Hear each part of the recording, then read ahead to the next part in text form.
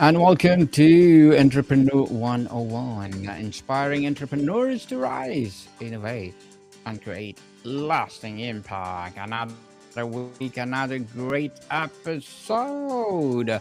Overcoming fear, rejection, and failure. Is it not interesting, Mr. Michael? Very interesting, and I'm excited about this episode. Yes, indeed. And congratulations for both of us because we are already live to all podcast platforms. People, catch up. Our Entrepreneurship 101 is live on Apple, Spotify, or wherever podcasts that you are having. So, Mr. Michael, overcoming fear, rejection, and failure. What do you think it's all about? You know, in many ways, Daniel, we're going to move from valleys to mountains in life. And in doing so, we're going to face adversity. And it's awesome to have platforms like this to be able to talk and discuss strategies to overcome adversity, uh, to reach the success that's out in front of us. Yes, indeed. So, Mr. Michael, is fear of failure, rejection, or judgment usually about the actual event itself, or is it more about the story we tell ourselves about what that event means for our identity and worth? I think it is a combination of both. You think about um, fear. I like the acronym false evidence appearing real. False evidence appearing real. Uh, One famous president, politician said, the only thing to fear is fear itself. So when we deal with the fear, when we confront the fear in our life, oftentimes we realize that the only thing to fear was that fear itself. And when we have the right principles, the right strategies, the right tools, the right support system, what we come to realize is that we can overcome fear, we can overcome adversity, but we got to be willing to face it. We must be willing to go through the process towards success. Yes, toward success. People, fear is something that will hold you back, and then suddenly you will realize, oh, I supposed to be do this, do that, and then it's too late. Fear is something in your mind, people. So, what does the moment right after the rejection or failure require most? Is it a space to feel the pain, an immediate refrain, or a deliberate act of self compassion? What does a healthy first response look like? You know, Great point there. I like the the point you just made about space to feel pain. In order to overcome pain, it's okay to sit with those feelings. I think that's one of the best responses when we feel pain is to sit with it and ask ourselves, why do I feel this way? What is contributing to these things that have led me to this place? And once we sit with our feelings, we can confront our feelings and then make some good choices. Deal with our thoughts, deal with our emotions, and then make a good decision. Why do I feel this way? What's the Yes. mindset that I need to take on in order to get through it? It's one thing to say, I'm not sad, I'm not hurt, I'm not frustrated. It's okay to say I'm upset, I'm sad, I'm frustrated, but I'm not going to stay that way. That I can navigate those feelings and sit with those feelings, but not camp out there. So maybe we need to set a time clock and say, you know what, I'm going to allow myself to have a pity party here. I'm going to allow myself to be frustrated or to feel the impact of this setback, but I'm not going to let it stop me towards my goals. So if we need to set that time clock, set it, wipe your face off, pick yourself up, dust yourself off, move forward towards that goal. Moving towards that goal, people, and just do it. We often interpret rejection as a sign to stop. How can we train ourselves to see it instead as a directional data, information about fit, timing, or approach, rather than a verdict on our value? Daniel, can you repeat that question for me? Yes. So we often interpret rejection as a sign to stop. So, how can we train ourselves to see it instead as a directional data, Ah, that that's good. information about feed, timing, or approach? I like that. That the adversity, right, is not a sign to stop. It's a directional intention that we can move in towards. I call them oftentimes divine redirection. Sometimes the setback, the adversity, the frustration is not a sign to stop. It maybe it's saying we need to reset, we need to recalibrate, maybe need to find some more nuggets, some more tools. The fact that that passion, that burning, that desire, that business idea is inside of you is evidence that you need to do it, right? Maybe you didn't ask for it, but it's a burning passion. Maybe you want to change your community. Maybe you want to bring a business to the forefront and you're running into adversity. But that does not mean stop. What it could mean is that's reason to even go even harder, to lean in even more. But Daniel, I think sometimes the thing that stops us, what stops many people, is that they think it's going to be easy. No goal, right? No worthy goal, no important goal is not gonna come without sacrifice. We got to be able to put the time in, make the commitment, put the energy and the effort in to really, really work hard towards that goal. And if you're struggling, ask for help. Someone's maybe already doing what you're doing, maybe not exactly like what you're doing, because the idea that you have, the goal you have, in many ways, it's unique to you. But there are people who maybe done something similar. So maybe they can help you along the way. Matter of fact, if you connect with them, they may show you, tell you about some of the mistakes that they've made so that you won't have to make the same ones. Thus, those divine redirections, oftentimes, that we run into. It's not saying stop, it could mean adjust, calibrate, switch lanes, maybe, but don't stop going for your goals.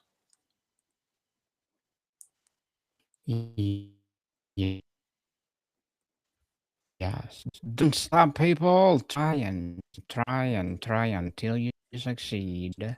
And what we viewed fear not as stop sign, but as a compass of pointing towards something we genuinely care about.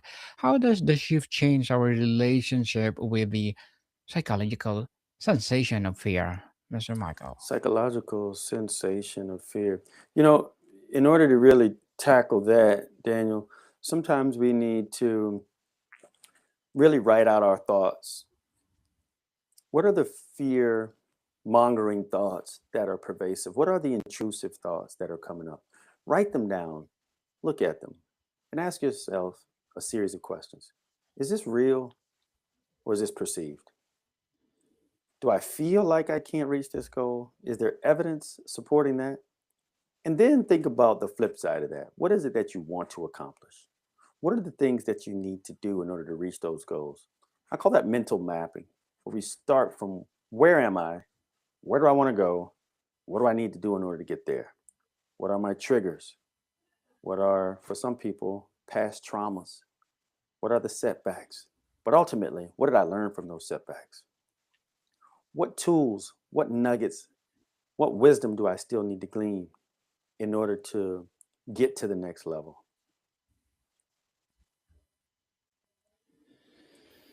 Yes, definitely yes.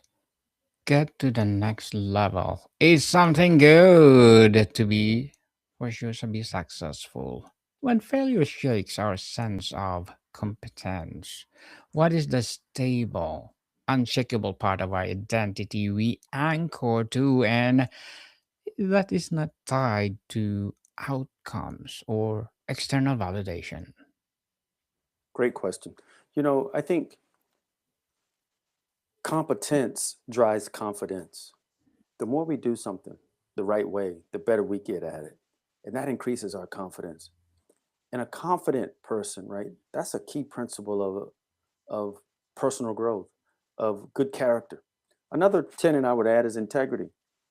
At the end of the day, when we approach our work, when we approach our calling, when we approach our assignment with integrity, the integrity of hard work, the integrity of good customer service, the the principle of valuing people along the way, that drives our confidence, that drives our competence. Now that gets interwoven into our identity. What's the identity? Good character, to have courage, to have passion, to have drive, to care about others. You know, I've come to discover, Daniel, that in many ways the greats are gracious. People who are committed to Mm. helping other be successful end up becoming successful themselves. What a nice thought, Mr. Mr. Michael. Sorry. My apologies, A Mr. lot of interviews, Daniel. Michael. It's okay. A lot of interviews A you do. lot Yes, of service. My goodness. My apologies. it's Can you okay. describe a specific failure or rejection that hindsight you are now profoundly grateful for?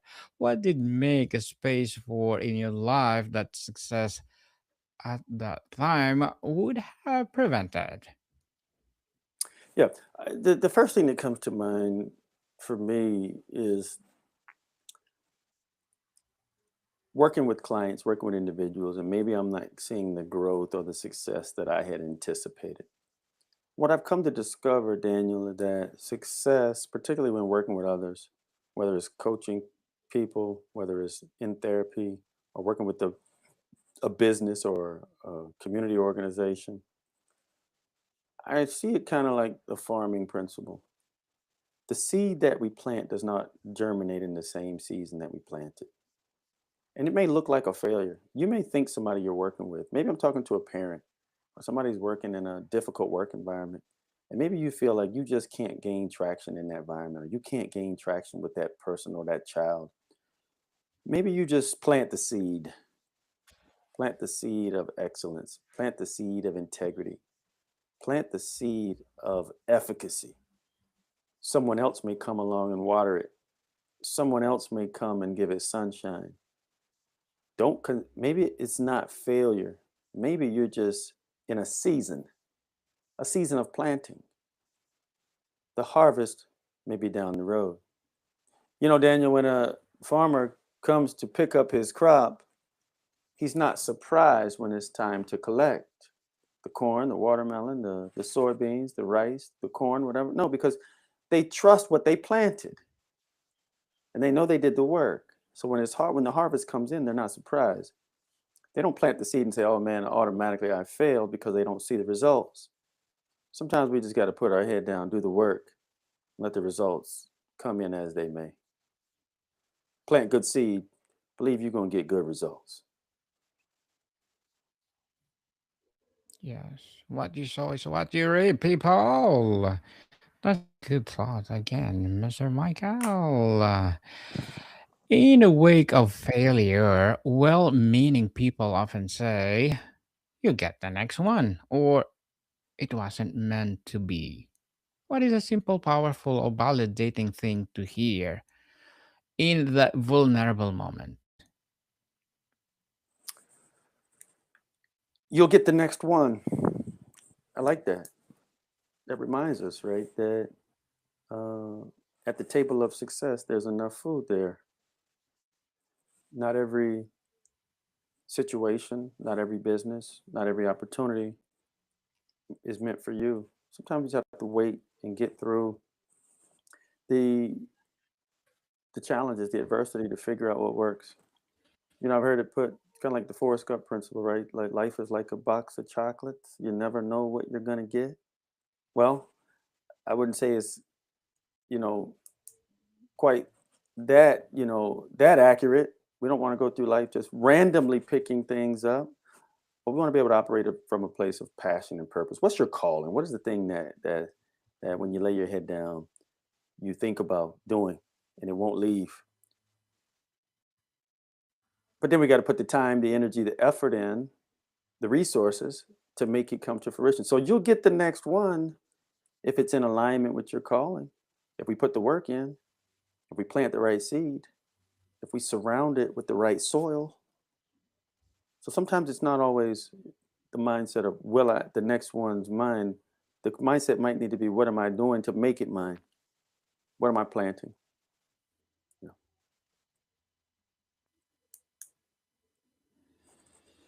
Mr. Michael, the goal is not to never feel fear or never experience rejection again. So, what does overcoming actually look like?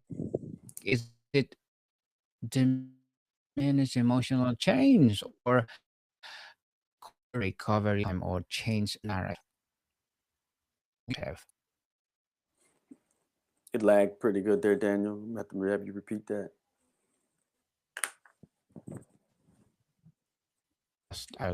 So the goal is not to never feel for and never experience rejection again. So what does overcoming actually look like? Is it a diminished emotional change, a quicker recovery time, or a change narrative? Could include all three. Sometimes we have to change the narrative in our mind first. What are the thoughts that we're telling ourselves? How are we responding to those thoughts? Because we know every thought that comes up, right?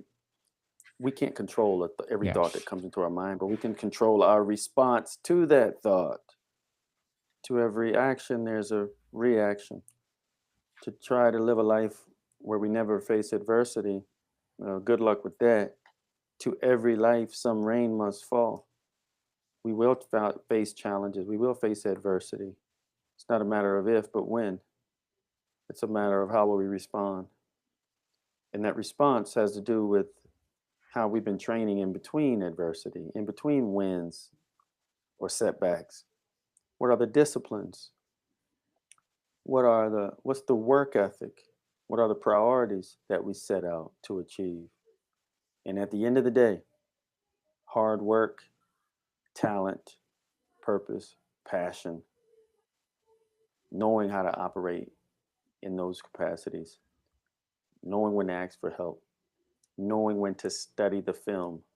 Daniel, in sports, during halftime, team comes in and they get the opportunity to talk about the first half, what went well, what did not go well. Sometimes we got to take some half times in our life. What went well, what didn't go well. What plays do I need to run moving forward? What plays didn't work? Who are the people, the places, the things that I need to connect with that's going to help me get to the next level? Do we need to change some teammates? Do we need to change partners? Do we need to shift our focus, shift our thinking? Because that second half of the game, right, is yet to still be played. We want to be able to say, right, we took halftime to reflect, to prepare, and to propel forward. To prepare forward. Yes, forward, forward, to propel forward is something good, not propel backward. That's right. To leave, That's right. We do propel not want to propel backwards. backward, forward, people, forward. Forward. To live in a way that minimizes the chances of rejection and failure is to live a very small life. How do we calculate the worth it risk? So how do we decide which fears are worth facing for the potential growth on the other side? I think one way to look at that is, what headline can you live with? You went for your goal and maybe you came up short, or you didn't try at all. I think the former is much better. And when you feel led, when you feel called, when you feel inspired, when you see a need and you have the capacity to address it, why not go for it? Remember, friends, The fruit is out on the limb. Sometimes you got to step out to get it. So, nothing ventured, nothing gained.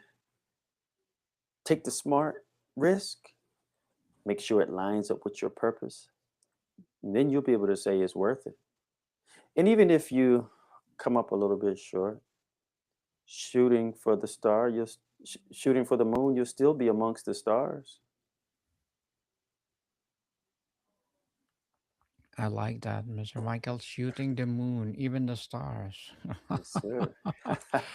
I like it. So, to wrap up our discussion for today, every time we move through fear or rise after a fall, we strengthen a psychological muscle. What tangible evidence can we look for ourselves to know that this resilience muscle is growing stronger?